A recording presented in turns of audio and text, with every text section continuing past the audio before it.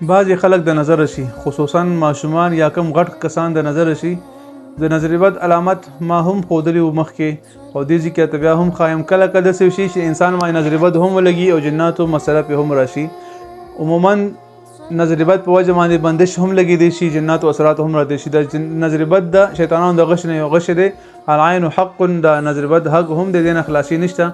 بهرحال چې کوم ماشومان نظر ولګي، اول د ماشومانو علامت د خیم، بیا د غټو علامت خیم، هغې نه پس وظیفه د خیم چې څه وظیفه ده انشاءالله طریقه ته ټوله ښایم. چې کله به ماشومانو باندې نظر بد ولګي، چې کوم واړه ماشومان هغې د مور سینه نه اخلي، مور سره به ذیل کوي، په دغه ماشومانو باندې تبه ډېر زر زر راځي. د ماشومانو خپې ورسره اکثر خوږېږي، دغه رنګه ټوله شپه په خوب ګیرېږي، چغې سورې وهي ورسره. نو کله ماشوم باندې یو بیمار راځي، کله بل راځي نظر بد په وجه ماشوم په بیمارۍ باندې څوک بیا پوهېږي نه.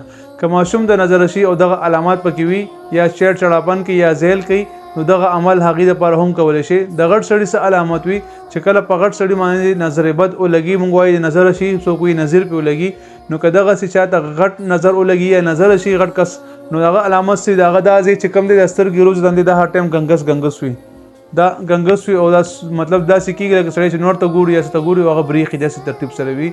یو دا ده چې دا مټان او دا اوږې او چې کوم دی د لاندې خپو پنډۍ چې کوم ورته د خپو د بچي ورته وایي، د پستې د غوښې د خپو پستې، دا اکثر دردونه کوي. د شپې چې کله بسترې ته ورشي دا دردونه کوي.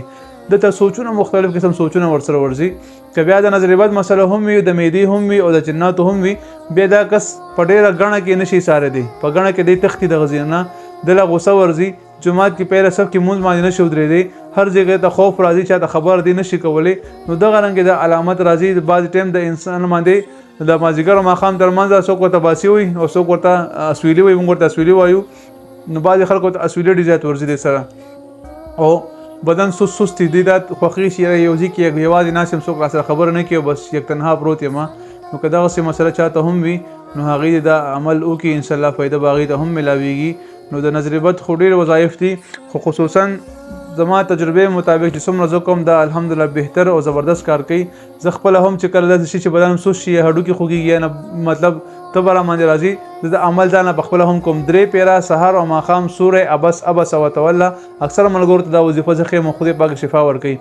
سوره عبس سهار ماښام 3 کرته ده، او 11 کرته یا 9 کرته د سوره قلم اخیری 2 آیاتونه، وان یکاد الذین کفروا لیزیقونک بابصارهم لما سمعوا ذکر د اخیره پورې ده، و کرته یا 11 کرته اوایا. اکثر خلک تاسو کې درود شریف شته کنه، هر وظیفې نه مخکې درود شریف ویل یا هر دعا نه مخکې درود شریف مخکې وروسته ویل، الله تعالی دا شی ضرور قبلې او الله تعالی به خیر برکت شي. نو تاسو هم تی 3 پیره درود شریف ویل شي، و پیره ویل شي، وای او دغه ځان لپاره دموي، په ځان دموي هغه وبس کوي، او بو باندې دمول شي بمس کوي، او په ځان هم دمول شي، او بل په دم کې پای باندې مخ او لاسونه څنګه پر صفازي کې وینځي، او شفا بنور هم زل ملاويږي. دغه رقم ماشومان د ځل کې ایله مخ پای مې ته په مخ باندې چړکو کنو، ان شاء الله ایته هم شفا زل ملاويږي. الله تعالی موږ تاسو نازل شي. بعضی ملګری زموږ نمبر واړي، زموږ نمبر یوټیوب چینل کې شته، مفتی فیصل 034 تاسو هغه نمبر غسې چې څه قسم مسله وي مختصر وایس کوي، جواب ضرور ملاويږي. السلام علیکم ورحمت الله وبرکاته.